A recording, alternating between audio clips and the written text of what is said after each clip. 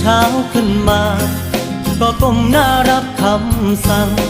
งานหนักประดังเข้ามาโถมใส่คนเรียนต่ำอย่างเราทางเลือกไม่มีมากมายมีคนจ้างเอาไว้คือเป็นรางวัล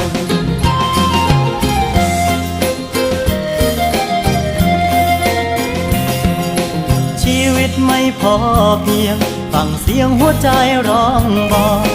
จึงจากบ้านนอกเข้ามาหางานชีวิตครอบครัวรำเค็ญกลายเป็นดังคำบงการ